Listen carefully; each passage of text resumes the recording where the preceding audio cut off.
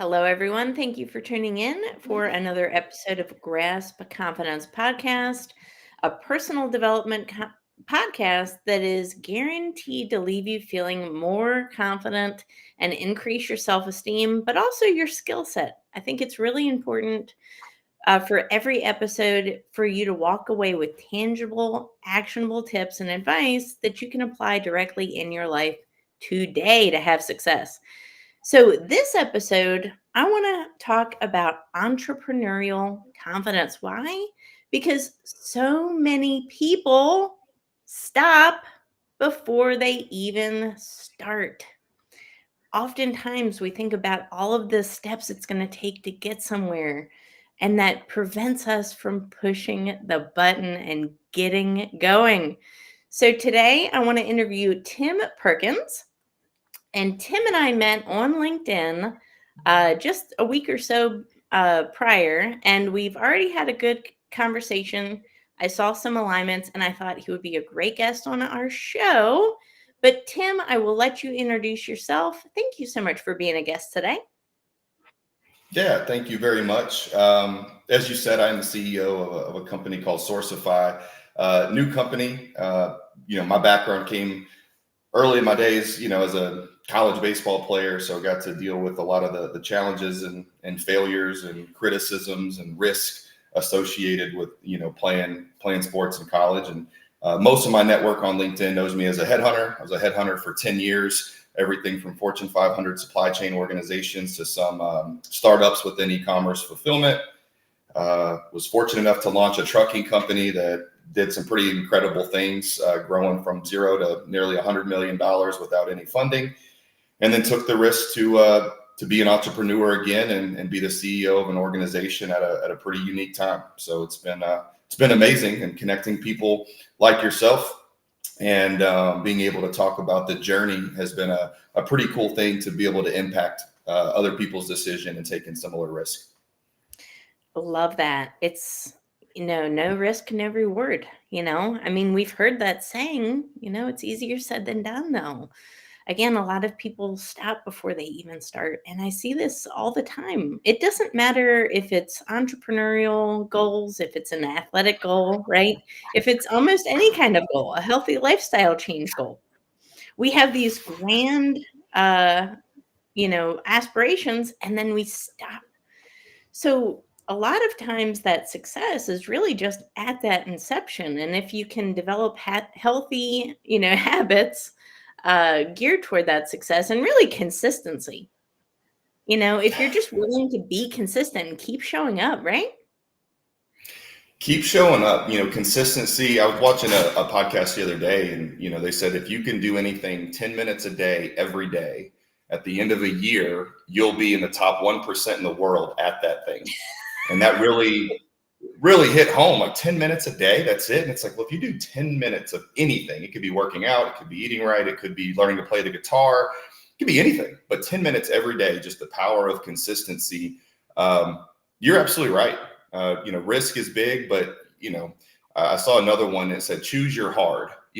Waking up every day and working out is hard, but being overweight and being unhealthy is also hard. Working at a job you don't like is hard. Starting your own entrepreneur journey is hard. So what hard do you want to choose? I think is something that we all have to make that decision. Absolutely. It's nobody ever said, I'm pretty sure it's not written anywhere that starting a business is easy, right? It's not. No, It's not. actually not written anywhere. No, and setting expectations is huge at the beginning of any journey. It's the expectation of this is going to be hard. I am going to fail. People are going to doubt me. There's going to be times I feel like quitting. There's going to be times where it doesn't make sense, and that means you're probably doing the right thing. Because those are all normal emotions that entrepreneurs feel, and that's not even just entrepreneurship. I think it's in relationships, it's in marriages, it's in parenting. Anything worth having is going to be challenging. It's just setting the expectation to say, you know what, this is going to be hard. There's going to be times where this doesn't make sense. It's easier to throw up your hands, but that's going to be just as hard, because then you got to look in the mirror and say, man, I'm being complacent. Am I really maximizing what I was put on this earth to do? And I talk to so many executives and they feel like they're not anywhere near their limit. There's so much more potential left in their career, and they're just stagnant. But it's the risk of, man, if I start over again, or if I start a new company again, or if I take this endeavor on, what if? And it's like, yeah, but what if you don't, and you just stay complacent and you're on your deathbed one day wondering what you would have been if you would have taken the risk? And that's just something I don't want to deal with. I'd rather be on my deathbed and know what the results were of the risk than wondering what would have happened if I took it.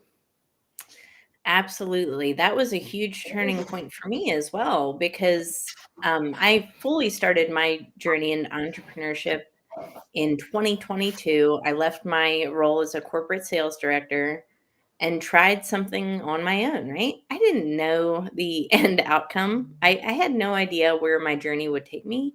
I just did it.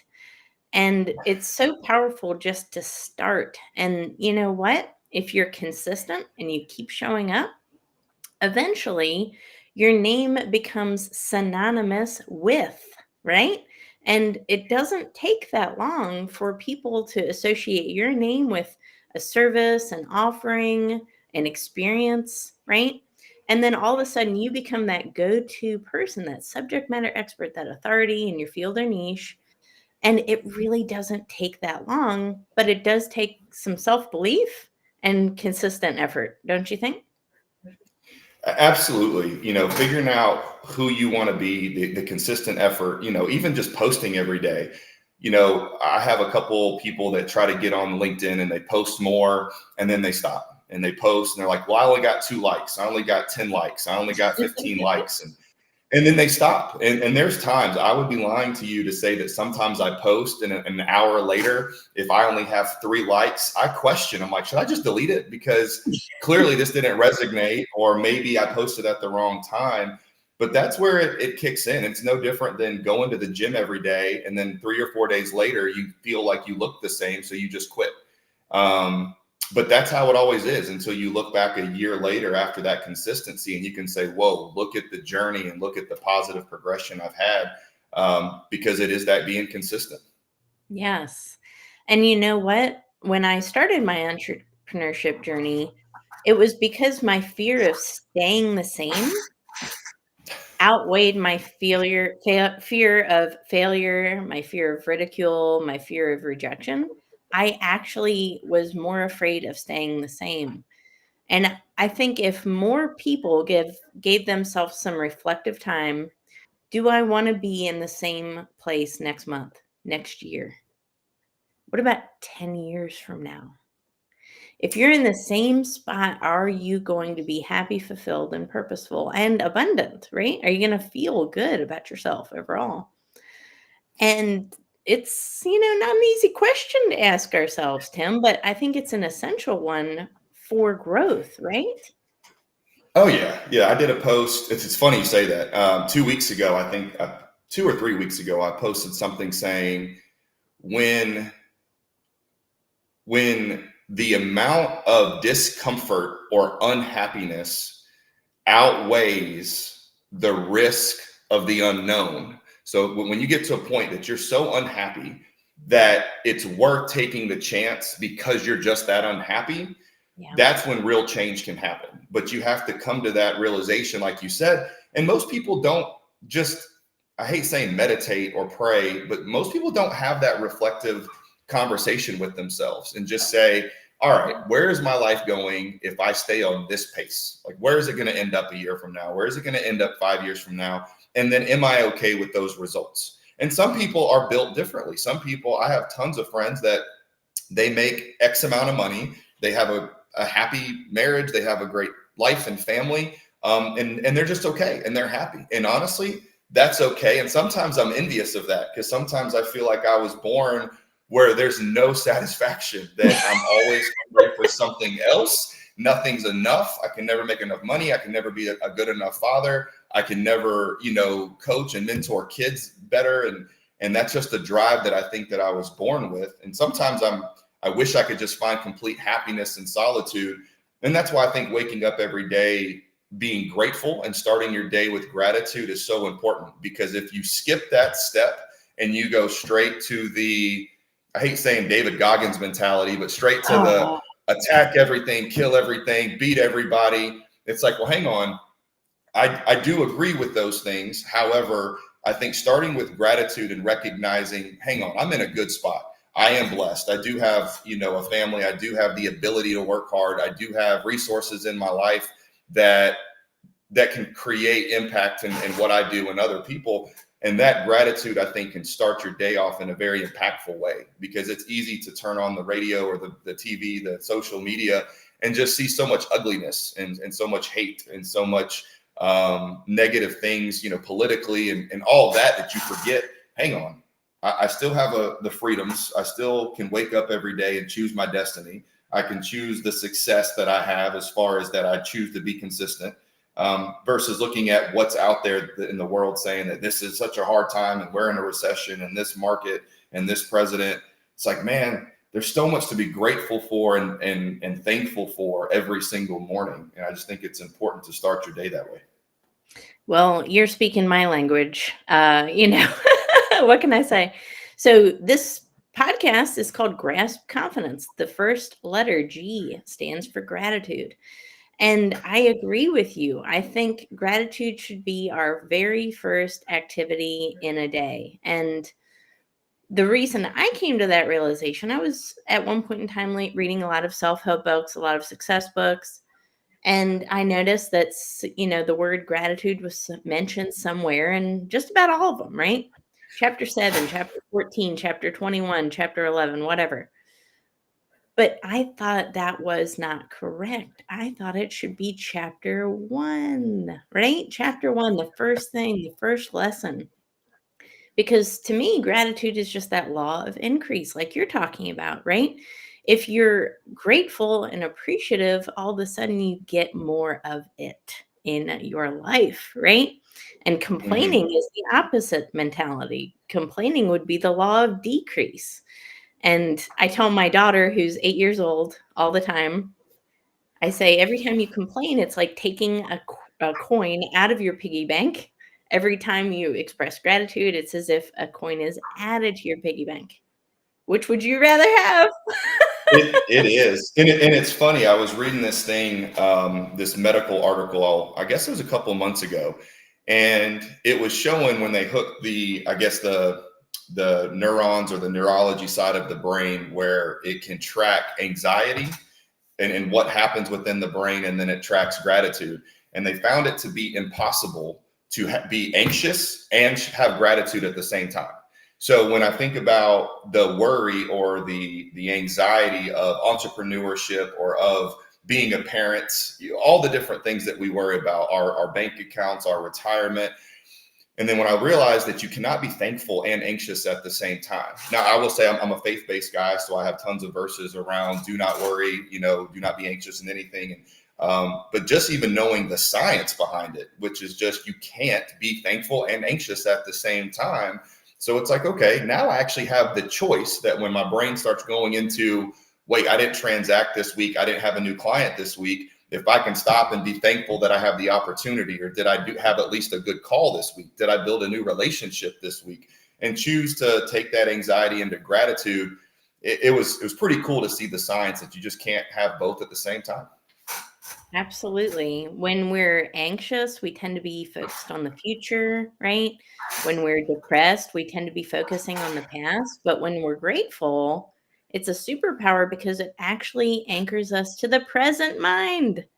And that's really where all that creativity is. And, that's when that creative expression that we have just kind of shoots up. And we really have this like untapped, limited potential in the present mind. So it really is a superpower. It's interesting, right? And you're applying that in Yeah, business, but, it it can be is applied in very any interesting. aspect of life. Well, especially when I can't remember the number, but it's something like, I always tell my athletes when I coach in baseball, control the controllables. And so many times when you peel back what you're worried about, a lot of it's just out of your control. I was, I've had some unfortunate luck in my life. My brother died at a young age at 22 years old, unexpectedly. My mother died at a young age, unexpectedly. And there's only so many things I control. So when I start looking at my dad's health, or I look at my kids and I look at things, if I let the worry of, well, what if they don't live long? Now, I do believe in taking advantage of present time. Time is the one thing that you can't pay for, you can't get back, and you're not guaranteed. So I think valuing time is important. Now, being anxious and worrying about time is not something you should do. But I do think that understanding the value of time, because people get into entrepreneurship and 90% of them are it's financial.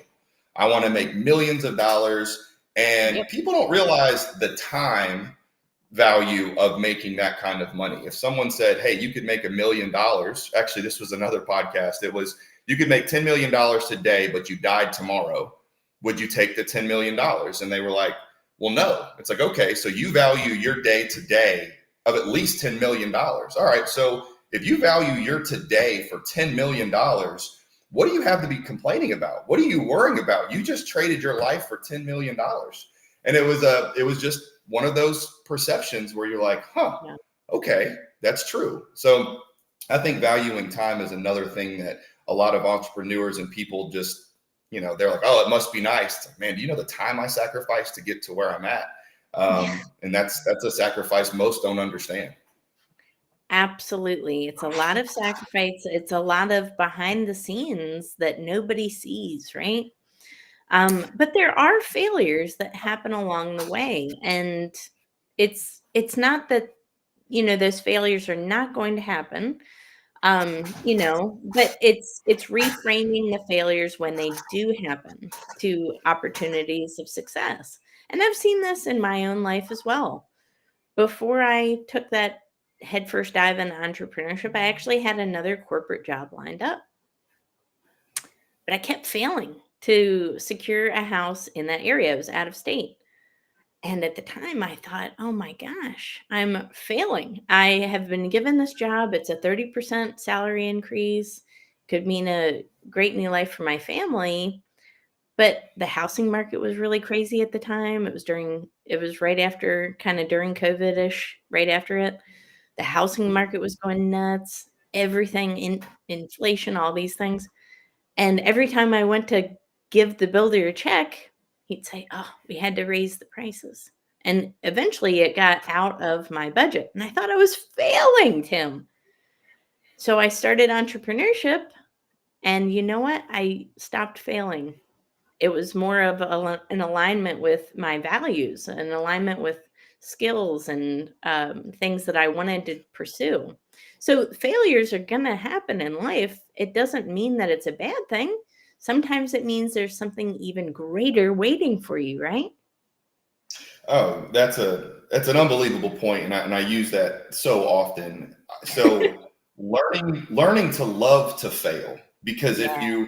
when you love to fail and you change that, I don't want to fail, I'm scared of failure, but you actually love it. When you love to fail, that means you love to learn. That's how I look at it. Because when I learn, I can make sure I don't fail the same way twice. Right? That's the goal. It's you're shooting free throws. If I miss the free throw short, my brain says, do not miss short again. You can miss again, but don't miss the same way again. And so failure is huge. And not only should you strive towards it, but I think you should embrace failure, because I think that's when so many people go into depression and they go into self-criticism and they go to these negative things because of failure. And it's like, man, this is part of it, and which is actually why I love the game of baseball. When these Hall of Famers hit 300 and make millions of dollars, when your batting average is 300, that means you got out 7 out of 10 times. You're getting out 7 out of 10 times and you're making millions of dollars and you're a Hall of Famer. And so I know that that's the one sport that you fail more than you succeed, but yet you're still looked at as something unbelievable. It only takes one great success that overcomes the failure, just like in golf. Golf is the most frustrating sport in America. It's a ball that doesn't move. You have hundreds of yards to play with, and you still can't hit it straight. But it just takes that one ball you actually hit straight, and you're like, yes, I'll keep playing for 4 more hours. It really is. It's the learning to love to fail, because it makes that success that much more just awesome, because of what you went through. And it makes your testimony greater. I mean, imagine what kind of testimony you would have if you're trying to explain entrepreneurship and success without talking about failure. Like, who would show up to that? Like, I don't want to hear someone talk about how they've only been successful from childhood on. That's not exciting to me. I like hearing the challenges and what did you overcome? What were the hard times? How did your personal life take a hit? When did you want to quit? That testimony to me is so much greater when you tell me the trials and tribulations you went through versus someone who just always had success. And so I just tell people, when you're going through failure, it means you're probably doing the right thing. Absolutely, and keep plugging away, right? It's those obstacles, those hardships that come in our lives that actually refine us into the person we're supposed to be, right? So that we can accomplish the task we are meant to do, our purpose. It's so key, right? But failure is absolutely, it's a part of success. I wouldn't want, for example, a personal trainer who has always been fit. I wouldn't want that, would you? You probably want somebody who has been the complete opposite, who did all of the hard work to get to where they are, because that person sees it from both sides. They know how I feel, right? And they know the journey and what it takes to get to that point where they are today. That's the type of person you want to work with. You wouldn't want to work with a business coach who's been successful their whole lives. You want to work with somebody who maybe went from, a complete and utter failure to a success because they've seen that whole cycle. I think that's And a real key pivotal part, don't you? absolutely. And that's where I think your circle says so much about you. I had I call him a mentor at the time, but he ran his dad's business, and he was very, very successful. But it was his dad's business. I had another one that walked into a nice inheritance. Now they took the money and were able to do amazing things with it. But I'm like, man, that's not the same as what I have to build. I'm building something from nothing. I don't have a daddy's company. I don't have $1 million to play with to start something. Even getting into real estate, I don't mind telling people, like, I took out a home equity line of credit and said, you know what, I'm going to put my house on the line for me to get into something that I know is something I want to get into, which has been real estate. And the return has been almost 300% in 9 months in that return. But I had to take the risk. I didn't have someone's money to hand it to me. So I think who you have in your circle, because if someone's always motivating you to make decisions, but they never had to make those decisions themselves, it's like, all right, is this really the right circle, that I need to have that pushes me in the direction that I want to go? Absolutely. It's all about that circle. And I think about that in terms of confidence as well, right? If we're hanging around people that bring us down, hanging around people that stay the same, hanging around people that don't uplift, don't support, don't elevate, guess what? Eventually you turn into your circle. You're only as strong as that. So it's really important, whether you're an entrepreneur, whether you're a corporate executive or leader, it doesn't matter. Your circle is going to be indicative of where you go as well. It's so important. You've got to surround yourself with a network like that, don't you think? Yeah, normally on podcasts, I try not to quote rappers. Usually rappers are not the most influential in my line of work. However, the late Nipsey Hussle said something pretty cool. He said, if your circle doesn't inspire you, you don't have a circle, you have a cage. And Ooh. that was deep. That one was like, okay, I don't know this guy really well as a rapper, but that right there is something that I won't forget, because if I have people telling me, well, hey, do you really want to take that risk? And what if this happens? Or what if this happens? You start to get in that, maybe I need to be more complacent. Maybe I shouldn't take the risk. Sometimes you question if it's pride. And that's one thing that I personally pray about. I'm sure some meditate about it, but I think making sure that your goals are not prideful goals, right? And that's why, and how do you recognize prideful goals versus the right goals? If your goals also help other people is what I like to look at. When I look at my goals and it's like, you know what, it might be making a couple $1 million a year, or it might be this much real estate. It might be this much in my kids' retirement, whatever my goals are. if they're aligned with values that impact other people's lives in a positive way, then I know it's not pride. I don't want to make $2 million a year because I want a yacht and because I want a vacation house. It's because I have nonprofits that I'm involved with. It's because I have people that need housing. It's because I hate the fact of how many homeless veterans that we have. And so I know that my passion for success monetarily is because of how many people that I want to help. And I think when you're aligned that way, it makes your goals and your ambition worth striving versus if it's just dollars. You're going to get to a point financially as an entrepreneur with success that you're going to have everything. You're going to have the dream car. You're going to have the house. You're going to have your 401k maxed out. You're going to be an empty nester one day, and you're going to say, well, now what? And the money's not going to matter. But what's going to matter is how are you impacting other people's lives in a positive way? Are you making a difference? And most people don't ever get there because they're so concerned about the dollar amount. They forget the purpose of why they're doing it. And that's why you see depression with celebrities and artists, because it's like they have all the money, but they realize like, wait, that's not really what I thought the happiness was from. And that's why I think the power of relationships is a bigger power than any financial power, because relationships really are, in my opinion, what we're on this earth for. It's just the relationships with other people. Absolutely. 100% I agree with you on that. I think a part of any of our purpose is to help elevate other people. It's not for, sole selfish gain. It's how can I take my skills, my abilities, my successes, my lessons that I've learned in life and help others as well. It's not we should not operate in silos, right? So, how can I use those God-given things to help elevate other people? And when we think outside of ourselves, all of a sudden we're a little less anxious. All of a sudden we're a little less depressed. All of a sudden we're a little bit more successful, right? Again, it's that law of increase. That expression of reciprocity is inherently a grateful expression, right? So you're showing gratitude, you're expressing gratitude, you're being reciprocal.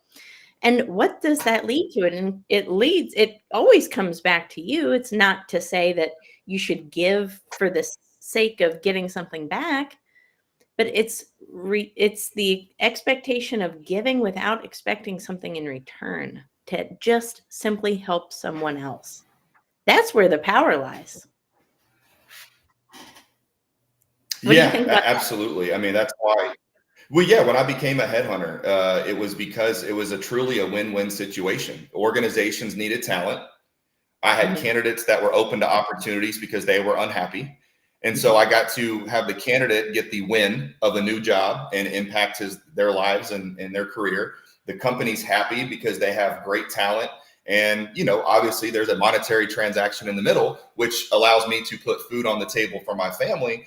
But it really is a win-win. And that's why I started Sourcify. It's a sourcing company to where my customers never pay me a dollar. They say, Tim, here's the specs of the warehouse or the racking or the equipment or the truck parking or the talent that I want. Go find it for me. Here's our budget. Long as I bring it back to them under the budget that they have, they win. And now the people with the warehouse, with the trucks, with the trailers, with the parking, with the candidate, they're making sure I'm taken care of because I am promoting what they do for work, whether it's they're a service provider or a product.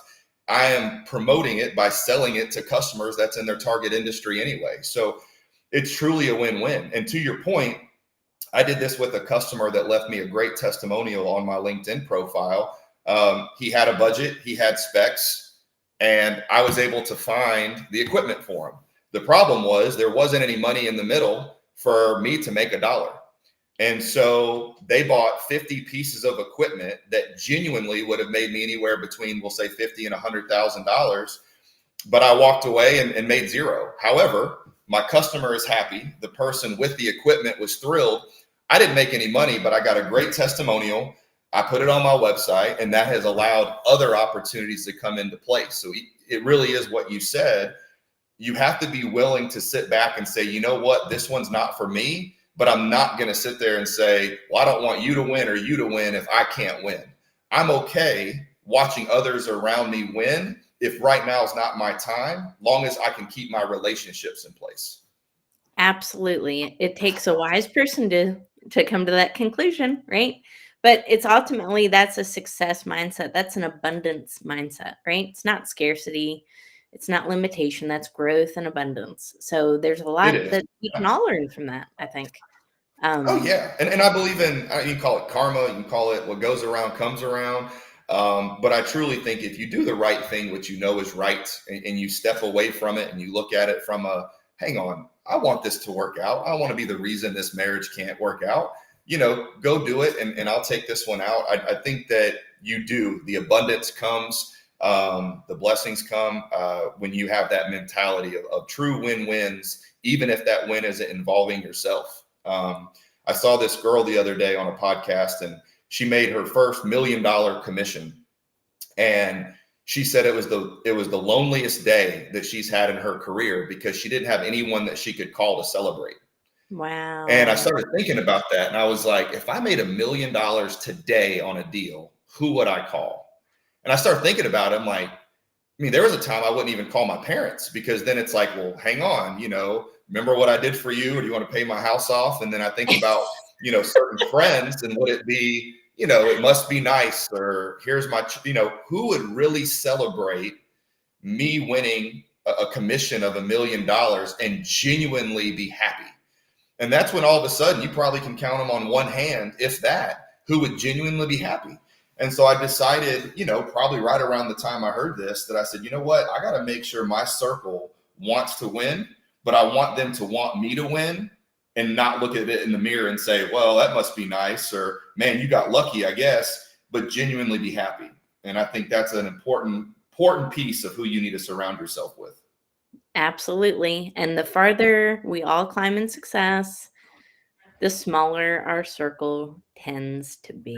And that's okay, right? It's Oh, I okay. tell my I tell my kids, I talked to my daughter about it 2 days ago. And I said, I don't mind people knowing I'm a sheltering dad, but I do audit my kids' phones. I don't believe in their freedom to social media and everything at a young age. And I said, why are you talking to this person? This person has let you down. They've lied to you. They haven't been a good friend. And she said, there's just not a lot of people out there, because we have a small community. And I said, I've told you this, I've told your brother this, my kids know this. It is better to be alone than with the wrong people. And I truly believe that. And I get it. Being alone means you're alone in your thoughts. It can lead to depression. It can lead to bad eating habits. It can lead to addictions of just scrolling or drinking, because being alone can be tough.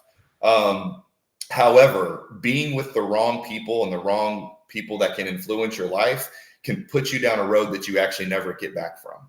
And so Yep. learning how to be alone and loving yourself and finding what makes you happy without the need of someone else's attaboy or attagirl, I think is also probably just as important as anything else in entrepreneurship and just living life. You have to be okay being alone to make it.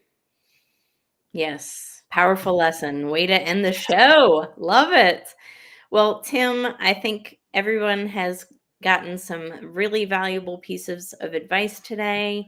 I hope this helps everybody in their journey for success, whether it is staying in a corporate environment or starting your own business. It requires a lot of confidence to do that. Just know that it is possible. You just have to get started, keep showing up, and keep that circle around you very uplifting. It's important. Otherwise, we're going to go right down with them. So, Tim, thank you so much for being a valued guest on this show. And thank you for everyone who tuned in. Don't forget to hit subscribe and leave a review. And if you have a favorite episode, let me know what it is so I can thank my guest once again.